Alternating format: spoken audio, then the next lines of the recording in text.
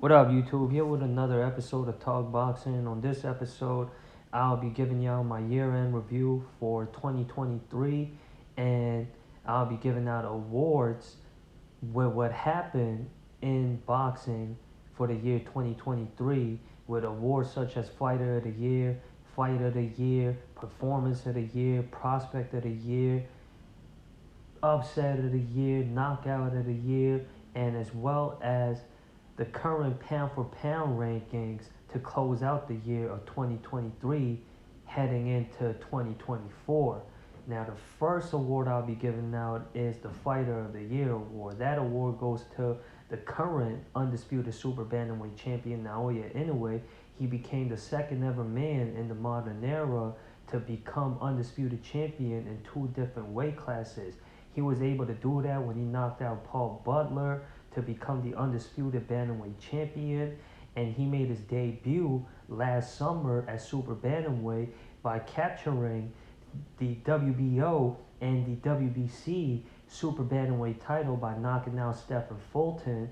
And Stephen Fulton was considered to be the best super bantamweight prior to being defeated by Naoya Inoue. In Naoya Inoue's first fight at super bantamweight, Naoya Inoue jumped the gun immediately when he stepped up to super bantamweight versus the best that division had to offer. And after getting that impressive statement-making emphatic victory in his debut fight at super bantamweight, he would go on to become the undisputed super bantamweight champion when he knocked out Marlon Tapale to become the undisputed super bantamweight champion. And that happened last month. And Naoya Inoue, he got this award because he was more consistent. He was more active than the runner-up for this award, that being Terence Crawford. And Terence Crawford only had one fight, regardless of the fact that Terence Crawford fought a tougher opponent in Errol Spence, what was considered to be for the number one spot to be declared the best pound for pound fighter in boxing. And Terence Crawford, that performance versus Errol Spence was, I would say, the best performance of last year. And that is a spoiler alert for another award that I'll be giving out on this episode of Talk Boxing, and that award being the Performance of the Year. And the second runner-up to this award for Fighter of the Year would have to go to Devin Haney, who, much like Naoya Inoue, stepped up to a new weight class at super lightweight. And Devin Haney, much like Terence Crawford and Naoya Inoue, was formerly undisputed at lightweight. And Devin Haney is currently undefeated as well, just as is Terence Crawford and Naoya Inoue. And Devin Haney, in his first fight at a new division, took on what was considered arguably one of the best super lightweights in Regis Progress, in what was a close, if not arguably to other people, from my opinion, I thought Crawford's win over on Spence was more impressive than Devin Haney's performance when he got a victory over on Regis Progress. And that's because Errol Spence is a higher level opponent, and that makes it, on paper wise, tougher to pull such performance off against a fighter like Errol Spence than it is to get a performance like Naoya Inoue performed versus Stephen Fulton, or as Devin Haney did versus Regis Progress. And Devin Haney also stayed more active than Terence Crawford did by fighting two tough opponents last year and getting wins over on both. In both Vasily Lomachenko, that was a competitive fight, and getting a decisive win over on Regis Progress, and not excusing Devin Haney's performance versus Vasily Lomachenko, because you could add the factor that Devin Haney had trouble making weight when he was competing at lightweight, and that's why he looked a lot more comfortable at super lightweight versus Regis Progress. And Naoya Inoue, as I have said, because he became undisputed in back-to-back fights in a new weight class at super bantamweight, is the reason why he had got this award for being fighter of the year. And Naoya Inoue is also considered to be arguably the best fighter pound for pound in boxing as of right now. Then the next award is the Fighter of the Year. On the female part, that award goes to Amanda Serrano. Amanda Serrano, she was busy last year. She had 3 fights successfully defending her undisputed featherweight titles. She defeated Cruz and Hardy and Ramos in all decisive decision victories. And Amanda Serrano, I'm looking forward to what she can accomplish this coming year. And the runner-up for this award would be Katie Taylor, because Katie Taylor, who is a rival to Amanda Serrano, and they had the Fight of the Year for 22. If y'all go look at my year-end review video for 2022, I had gave the award to Amanda Serrano versus Katie Taylor for Fight of the Year for that year, and they were supposed to have a rematch last year, but Amanda Serrano had to pull out of that fight, and Chantel Cameron became the replacement opponent for Amanda Serrano to fight Katie Taylor, and Chantel Cameron defeated Katie Taylor in the first fight, and that was considered to be one of the upsets of the year for last year. And Chantel Cameron and Katie Taylor had 2 competitive bouts where the first fight Cameron had won, and then the second fight Katie Taylor defeated Chantel Cameron to gain back her undisputed lightweight titles. I think it was super lightweight titles, matter of fact. Correct me if I'm wrong, though. It was either or. And because Katie Taylor avenged that loss versus Chantel Cameron from their first fight, we could see that rematch that was scheduled to happen with Amanda Serrano and Katie Taylor possibly happen this year, if there isn't going to be a trilogy bout with Taylor and Cameron. And I wouldn't mind seeing a third fight with Taylor and Cameron, because they are 1-for-1 with each other. And as far as other top level female fighters such as Clarissa Shields, Natasha Jones, Alicia Baumgardner, those females wasn't as active as Amanda Serrano. You look at Clarissa Shields, you look at Alicia Baumgardner and Natasha Jones, they all had 1 fight each for last year. And that's why Amanda Serrano, because she stayed more consistent, is the reason why she got the award for being Fighter of the Year on the women's side of boxing.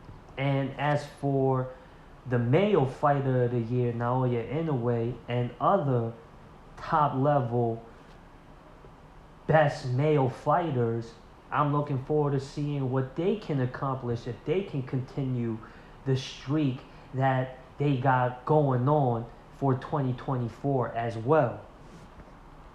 And the next award is the Fight of the Year, and as well as the Upset of the Year. That award goes to the fight between Rafael Espinoza and Robeisy Ramirez. This fight was highly competitive, and it was a close thriller of a bout. It was entertaining, it was fan-friendly, and Rafael Espinoza, who was the underdog in this fight, and it was in the background of Robeisy Ramirez. It wasn't hosted in Cuba, but it was hosted in Miami, Florida, where there is a large Cuban population. And Rafael Espinoza, with him having a unknown name that was hyped to be another stepping stool for Robeisy Ramirez to get a fan-pleasing victory overall in success at defending his featherweight title. However, Espinoza had different plans and pulled off the upset in a hard-fought win. And the work that Espinoza put in had definitely got the attention of boxing fans that tapped into that fight. And Robeisy Ramirez, for him, as experienced as he is, to lose to the heavy underdog by the name of Rafael Espinoza, who put his name on the map that night after getting the victory over on Robeisy Ramirez, where the fans was on his side, had got the notice of the boxing fans and now is a name to look out for. And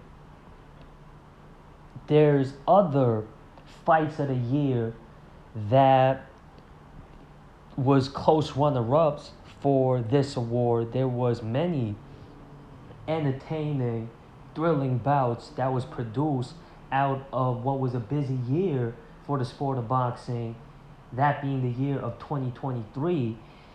And fights like Devin Haney versus Vasily Lomachenko, that was a close competitive bout. It wasn't as exciting as the fight with Espinoza and Ramirez, but it was more like a high-skill chess match that we saw with who's considered to be fighting on a higher level than both Espinoza and Ramirez and Haney and Lomachenko. And because of the fierce competition that was produced out of that fight, I'd have to say that was a close second runner-up for this award of Fight of the Year. Then the close runner-up for the award of Upset of the Year gotta go to Brian Mendoza getting that knockout win over on Sebastian Fundora, and that put Mendoza on the map and had catapult Mendoza up in the top of the ranks amongst the top of the super welterweights. And Sebastian Fundora was on a hot streak when he stepped in there versus Brian Mendoza, and he was the favorite to win that fight. Then the underdog came out of nowhere and knocked out Sebastian Fundora in what was a strong candidate for winning Knockout of the Year for the year 2023. And then the next award goes to Terence Crawford for his performance versus Errol Spence when he became the undisputed welterweight champion, the first ever to become undisputed in two different weight classes in the modern era.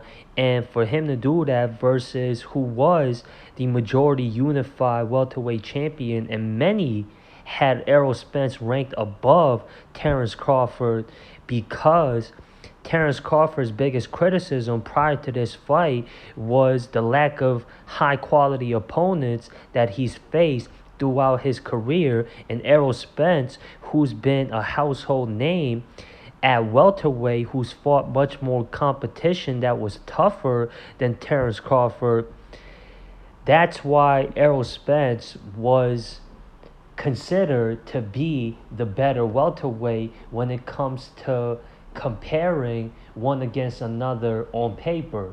And Terence Crawford proved many people wrong, that the lack of quality of opponents that he faced in the past wasn't a factor to criticize Terence Crawford about, because when he got in there with Errol Spence, who by far is the most impressive name that he faced thus far in his Hall of Fame career, and for him to defeat Errol Spence the way he did was a statement-making, emphatic victory.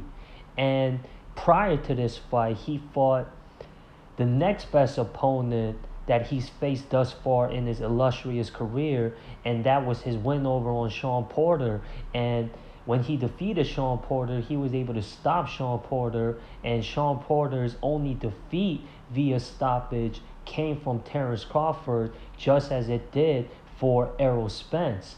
And Shawn Porter, much like Errol Spence, with the experience of fighting at a championship level, and as well as Shawn Porter being a former welterweight champion who's fought the best of opponents at welterweight, and Terrence Crawford with the back-to-back victories that he got over on the names like Shawn Porter and Errol Spence is a good look, and hopefully he keeps this momentum up for this year of 2024. Then the next award goes to Junto Nakatani for his knockout win over on Andrew Maloney, and that was a devastating knockout win that Nakatani got to become the new WBO super flyweight champion. And despite the fact that Junto Nakatani has such a impressive knockout win with that devastating shot that he landed on Andrew Maloney to become the new WBO super flyweight champion, Nakatani is a legitimate talent to look out for. And with the emphatic statement-making victory that he got over on Maloney, and as well as him being a unbeaten up-and-coming champion, and he's been champion in 2 different weight classes. He's a former WBO flyweight champion, as well as him being the current WBO super flyweight champion. And after this knockout of the year win, what got him the WBO super flyweight title, he had another successful defense of that WBO super flyweight title in his most recent fight. And hopefully for this year, Junto Nakatani keeps that momentum and has that uppity slope streak going for him for 2024. And there were other highlight reel knockout of the year candidates, such as Rayo Venezuela's knockout win over on Chris Colbert in their rematch, as well as Gervonta Davis's knockout win over on Ryan Garcia. That was a devastating body shot knockout Gervonta Davis got over on Ryan Garcia in what was one of the biggest fights of last year, and as well as Mauricio Lara's knockout win over on Lee Wood. Then the next award is the Prospect of the Year, and the winner of this award is certainly a talent to look out for the year of 2024 for this fighter and fighters alike to continue the current streak of keeping up this uppity slope of climbing the horizons of the top of the ranks of the elites in the sport of boxing. And that award goes to Jaron Ennis, the current undefeated IBF welterweight champion, who naturally built his impressive career, and he came up in the most classic way, and he's progressed correctly. He has fought the toughest competition that was available to him. He stepped up in the ladder of competition. He defeated Royman Villa in his last fight, and Sergey Lipinets is another opponent where I would say is on somewhat the same level as Royman Villa. Then he's had a tough fight versus Karen Chakazia as well, and those are some of the best opponents Jaron Ennis has faced thus far in his young, impressive career that he's got going on right now, and him being the current IBF welterweight champion, despite the fact that he didn't beat nobody to become champion, still is a adding positive factor and a good look for Jaron Ennis and what he's got going on right now. And he is a highly technical, skilled fighter as well, and he always displays those impressive attributes anytime he steps in the ring. And looking forward to what Jaron Ennis can accomplish for this year. And I would say after Terrence Crawford and Errol Spence, Jaron Ennis has to be considered the next best welterweight amongst the top of the welterweights right now. And another talent to look out for, I already mentioned Junto Nakatani. There's Carlos Adames as well. He's got a fan-friendly style, and he's got a current hot streak going on right now as well. There's Zhao Zhang, who also I forgot to mention for last year, him pulling off what was considered to be a strong candidate for the award of Knockout of the Year when he knocked out Joe Joyce in their second fight. And that was a statement-making, emphatic fashion of a victory that Zhao Zhang got over on Joe Joyce. And there's also a fighter by the name of Filip Hrgovic.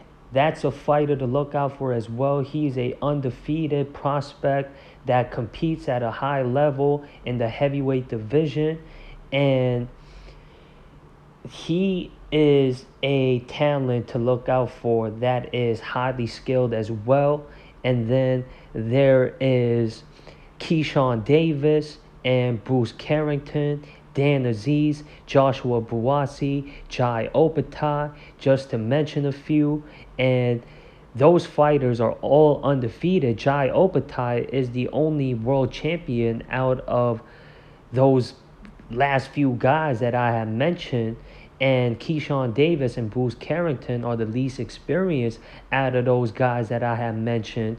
However, they are definitely a talent to look out for with the right media hype and support and attention behind them. And they got a style that has been successful for fighters that fight in that similar style. And both Keyshawn Davis and Bruce Carrington have a similar record. They're undefeated, and they're not champions yet. They haven't fought championship level opponents yet, not even top level contenders as of yet. But for the year 2024, they're going to look to step up in the level of competition and collect more impressive victories as they have been doing so far in their ongoing careers, as well as Joshua Buatsi and Dan Aziz, who is scheduled to have a fight for the local British light heavyweight titles. Both fighters, Dan Aziz and Joshua Buatsi, being local talent based out of the UK that are unbeaten in their young up-and-coming prospect of a career. That fight is of a huge magnitude, especially locally out there in England, and them being high-ranked contenders at light heavyweight, the winner of that fight can possibly challenge for any of the light heavyweight titles. And boxing fans look for fights of that magnitude, two in prime, top-shaped fighters to fight each other when they're at their best, and it's to set up a potential title shot for the light heavyweight titles, and that fight is next month. And then, as I had mentioned before, Jai Opetaia, who got a victory over on British, and that was considered to be an upset.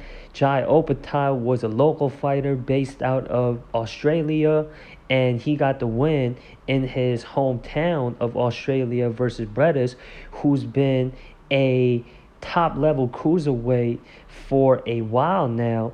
And Jai Opetaia got a win over on him. And in his most recent fight, he had a first-round knockout win. And he came onto the scene after defeating British.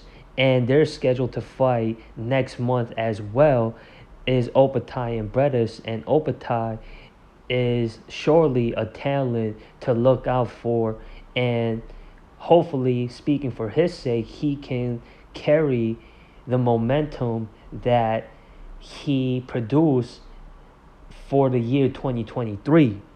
And another impressive performance of the year for last year that I forgot to mention that could be considered to be a strong candidate to win the award for performance of the year has to go to Teofimo Lopez and his win over on Josh Taylor when he defeated Josh Taylor in a one-sided fight to become the new lineal and WBO super lightweight champion. And that made Teofimo Lopez look like he's back on track when he defeated Vasily Lomachenko to become the unified lightweight champion. And he had to work his way back up to be considered one of the best fighters at not only the super lightweights, but all of the sport of boxing. And as well as Joseph Parker's impressive performance when he got a victory over on Deontay Wilder. And another strong candidate for a Knockout of the Year award that I forgot to mention was Luis Alberto Lopez's knockout win over on Michael Conlan, and that happened in the hometown of Michael Conlan of Belfast, Northern Ireland. And another fighter that is a prospect that is young and up and coming to look out for is, of course, Jared Anderson, Tim Tszyu, and David Benavidez. And that goes to the next topic in hand, that being the pound for pound rankings of the top 10 fighters in the sport of boxing to close out the year of 2023. And as I have mentioned before, this ranking can change from month to month depending on how these fighters perform in their future bouts. And I'll also be talking about what can come up out of the year of 2024. And the number one ranked fighter in the pound for pound rankings of the top 10 fighters in boxing to close out 2023 and head into 2024, the best fighter right now, I say, is Terence Crawford, the current majority unified welterweight champion. You look at the overall accomplishment, Terence Crawford being the first ever undisputed champion in two different weight classes in the modern era. That factor is a adding factor to support Terence Crawford being ranked the number one fighter pound for pound as of right now. And who he defeated in his last fight to become the first ever undisputed champion in two different weight classes in the modern era. And then the number two fighter would be the second ever only undisputed champion at two different weight classes, Naoya Inoue. And then the third best fighter would be a former undisputed champion, Devin Haney, who, much like Naoya Inoue and Terence Crawford, was he not only undisputed champion at a weight class he competed in before, and not only is he undefeated, but much like Naoya Inoue, in his debut fight at a new weight class, he took on what was considered to be one of the best that the super lightweights had to offer and got an impressive victory over on Regis Prograis. Arguably, as I have said, one of the best fighters and has been one of the best fighters at that weight class for a long time. And the way how Devin Haney defeated Regis Prograis was a statement maker, and that added to his value and his game being upped as being considered one of the best pound for pound fighters that is currently active in boxing. And if these top three fighters that is ranked as the best fighter pound for pound currently right now in boxing keep this momentum and keep this uppity slow streak that they got going on for this year, then it's only up for these best fighters And either one of these fighters can be ranked as number one. And if they win the way how they've been winning, then it's only gonna be good looks for these fighters. And then at number 4, I have Errol Spence.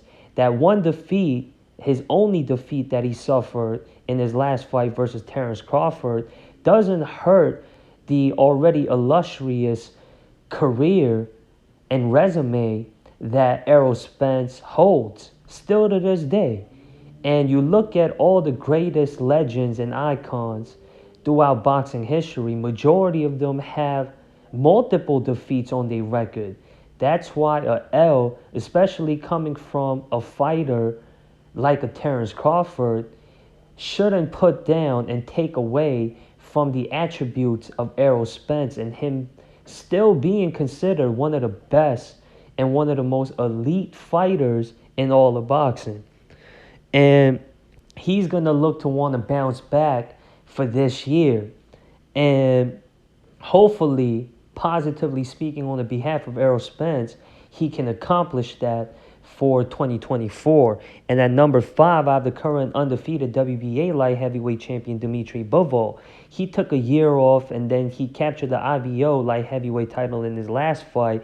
But that took off from the streak. I understand because he wanted to get his ring rust off. That's why he didn't fight the highest level of opponents that he was facing prior to having more than a year off. He defeated the cash cow of the sport, Saul Alvarez, and then after that, he got more notoriety by defeating an already well-known name in Saul Alvarez. Then he went on to defeat a veteran who's been fighting at a high level by the name of Zurdo Ramirez, and both were decisive victories that Dmitry Bivol scored on these high-level fighters. Then he's going to want to pick up where he left off at for this year of 2024, and he's going to want to either fight what is ideal to make happen next, and that would be an undisputed light heavyweight title fight between him and Beterbiev,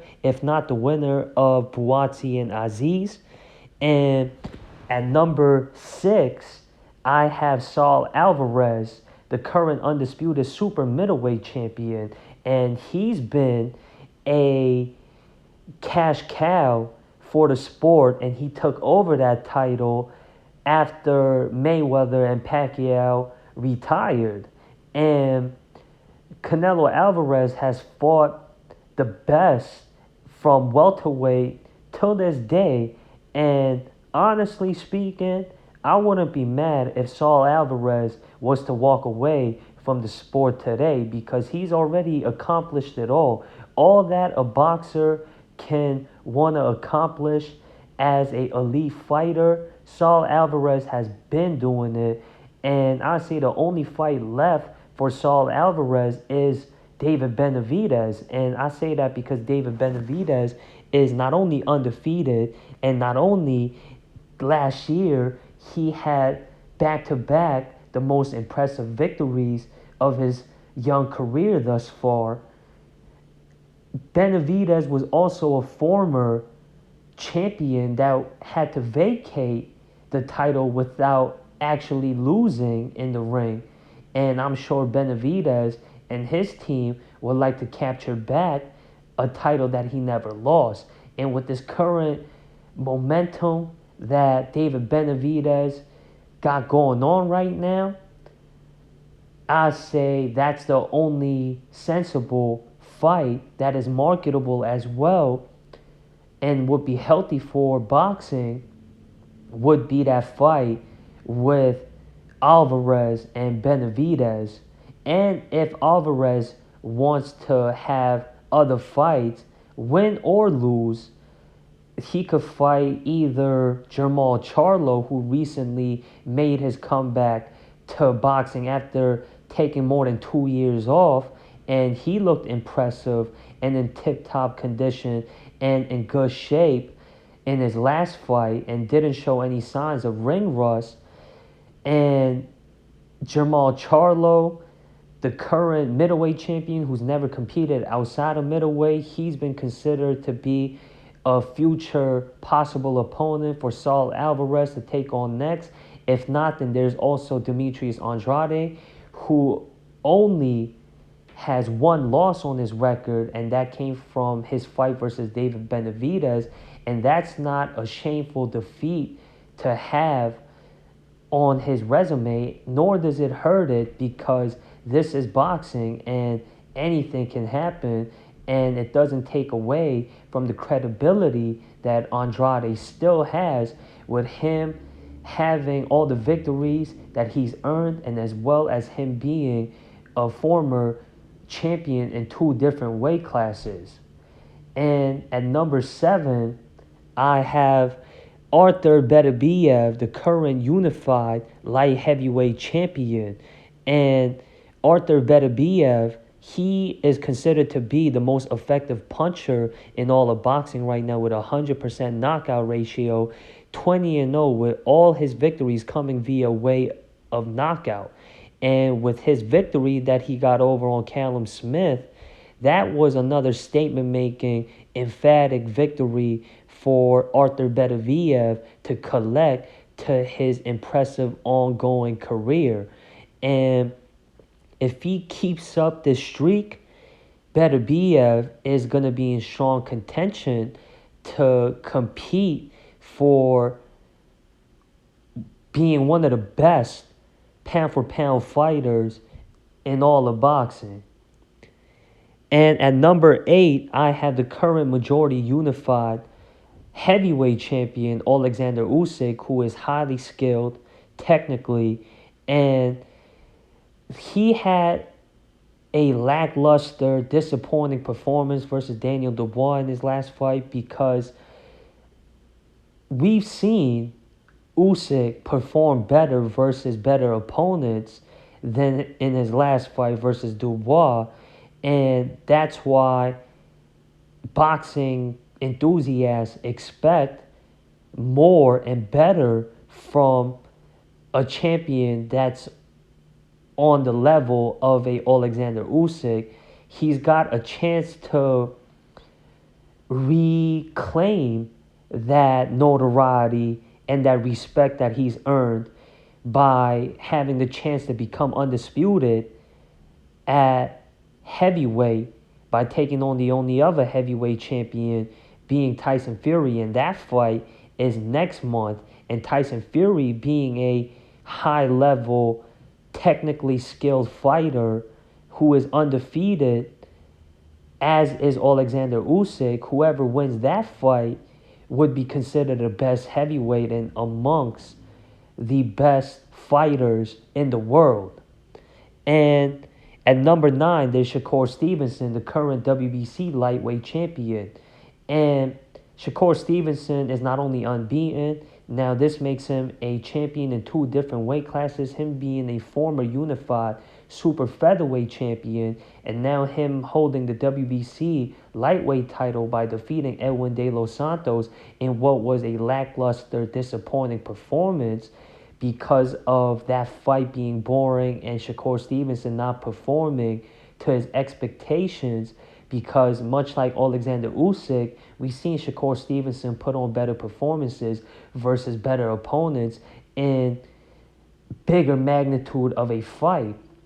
And Shakur Stevenson, if he performs as he did in what was his best performance considered to boxing fans in bigger level fights, when he, for example, defeated Oscar Valdez, Robson Canseco, and Jamel Herring, if he puts on performances like that, then that would pick up from where Shakur Stevenson left off at super featherweight. Maybe give Shakur Stevenson time to grow and adapt at this new division that he's fighting at, that being the lightweight division.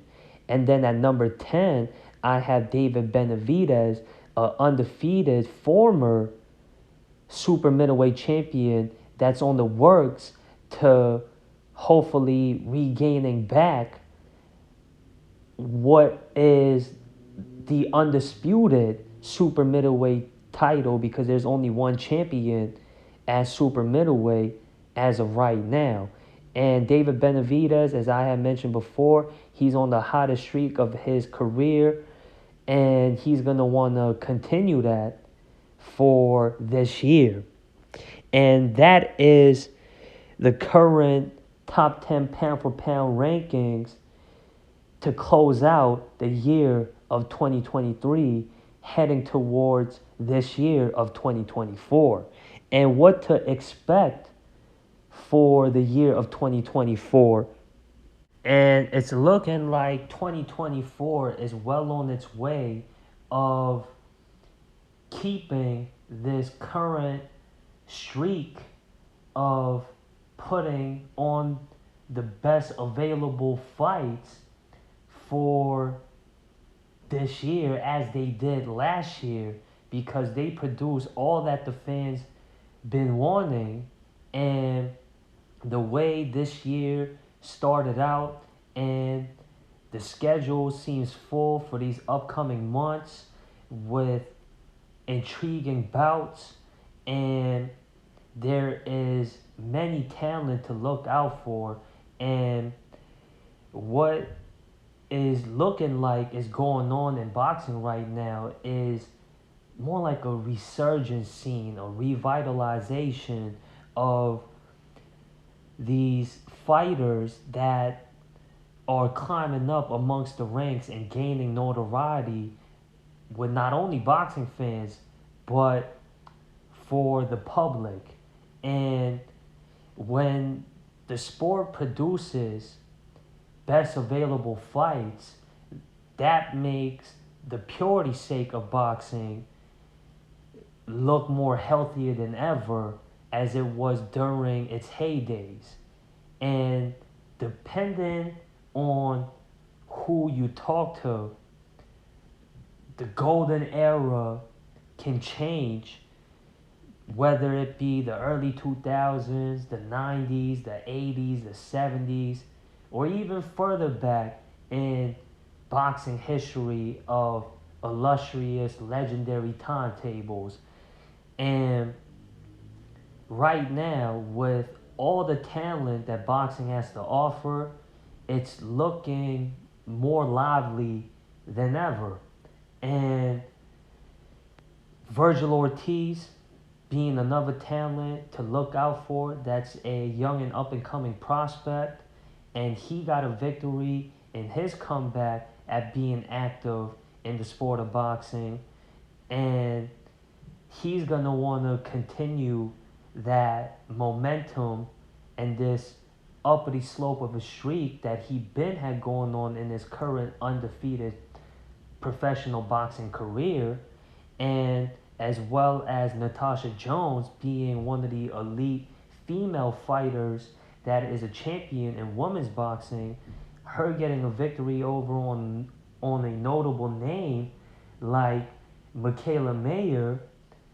That victory is a emphatic statement-making win that Natasha Jones got over on Mikaela Mayer yesterday. Was it last week or yesterday? I don't know when it was, but Natasha Jones got a decision victory over on Mikaela Mayer, and that is an important win. And that's going to be a talent to look out for, as well as there being, as I had mentioned before, of course, Clarissa Shields, Amanda Serrano, Alicia Baumgardner, Katie Taylor, and Chantel Cameron. And these fighters have produced good performances, and we're going to look for the same performances this year from these elite female fighters as well. And then, as I had mentioned before, next month there's that fight with two undefeated fighters that's on the come up, Joshua Buatsi and Dan Aziz, for the British light heavyweight title. And then Teofimo Lopez is going to make his first defense of his lineal and WBO super lightweight title versus Jermaine Ortiz. That should be a tough challenge for Teofimo Lopez, and as well as the biggest fight of Jermaine Ortiz's career. And Teofimo Lopez, speaking for his sake, after he once again became a unified champion in another weight class, he's gonna wanna put on the same performance as he did versus Josh Taylor in his last fight when he captured the lineal and WBO super lightweight titles. And then there's also the fight with Tim Tszyu. That's another talent to look out for. He's the current WBO undefeated super welterweight champion who's on a hot streak, and he's gonna have a fight March this year versus Keith Thurman, the former welterweight champion. Now, Keith Thurman isn't as active as he once was when he was a champion fighting at a top level in the welterweight during his prime. And Keith Thurman have only competed at the welterweight division and has never fought as super welterweight. That's why that fight seems more like a stepping stool of a fight for Tim Tszyu to catapult himself in hopes to get that fight made versus the current majority unified super welterweight champion, that being Jermell Charlo. And then there is a fight with Rolly Romero and Isaac Cruz, and that's going to be for the WBA super lightweight title. And both Rolly Romero and Isaac Cruz have a familiar opponent in Gervonta Davis, even though Gervonta Davis had a much more competitive fight versus Isaac Cruz than the fight with Rolly Romero.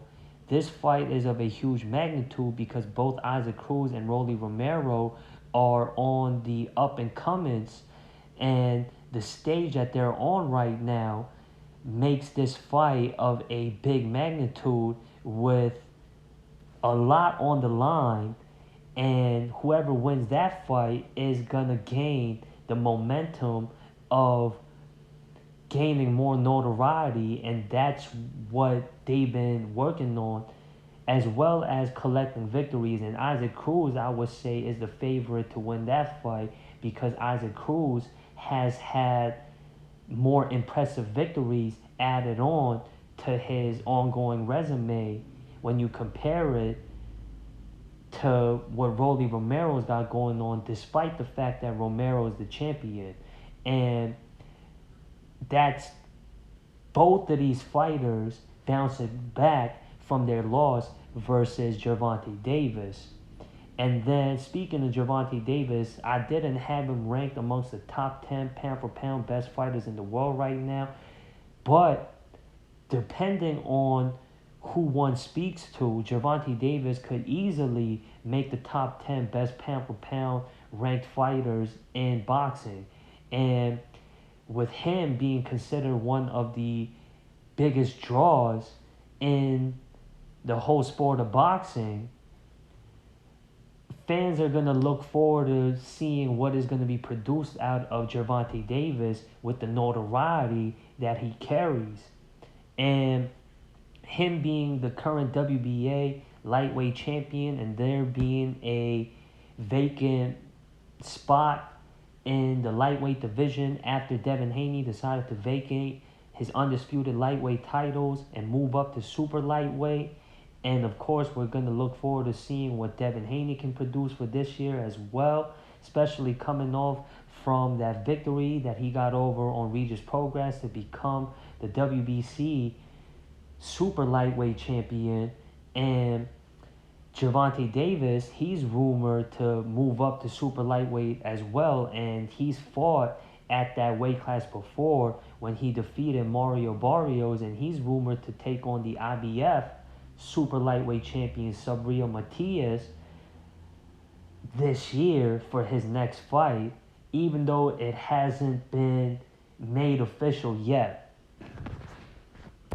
And then there is O'Shaquie Foster as well. He's been on a uppity slope of a streak. He's going to want to continue this momentum that he's got going on right now. He's the current WBC super featherweight champion. Then there's also a rumored rematch with Errol Spence and Terrence Crawford. And I'm not looking forward to personally seeing that fight. I don't think it's going to be as hyped as their first fight was because of how one-sided their first fight turned out to be. And if I was a part of Errol Spence's camp, then for his health's sake, I would suggest that Errol Spence don't take that rematch. But knowing Errol Spence and the reputation that he's earned and the skills that he possesses, he's going to want to avenge that only one L on his record thus far in his career. And with the level that Errol Spence is at, doesn't matter who he fights, if it's going to be versus the best fighter in all of boxing perhaps, that fight is still going to have enough media attention for that fight to be considered a pay-per-view worthy fight. And if not, he's rumored to possibly move up to super lightweight. Not super lightweight, let me correct that. Super welterweight. And so is Terrence Crawford. And as I had mentioned before, Terrence Crawford's had back and forth with the current majority unified super welterweight champion Jermell Charlo, who after challenging for the undisputed super middleweight title versus Saul Alvarez is going to look to go to the super welterweights again to continue defending his unified majority super welterweight titles. And there's Tim Tszyu as well. There's Sebastian Fundora, Brian Mendoza, and other notable names for either Terrence Crawford and Errol Spence to fight. And then there's Jaron Ennis as well, who's the next best welterweight after Terrence Crawford and after Errol Spence.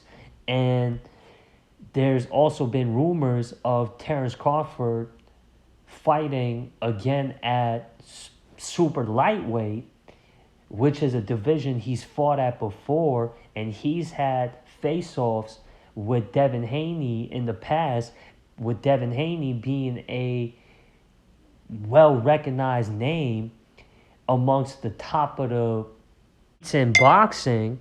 And if they were to have a fight, that would be of epic proportions as well. And I'm going to be looking forward to all these top-level fighters. And I forgot to mention Emmanuel Navarrete and as well as Luis Alberto Lopez as well, and what they can produce for the year of 2024. And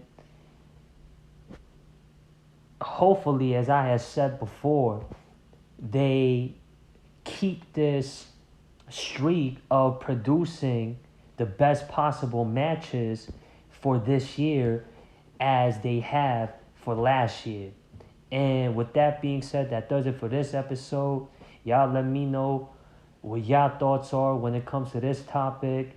And subscribe to this channel if y'all want. Like this content. Share this content if y'all want. Click the links in the description to show y'all support if y'all want. Any and all things will be appreciated. And I'm out of here, y'all. Be good. Peace.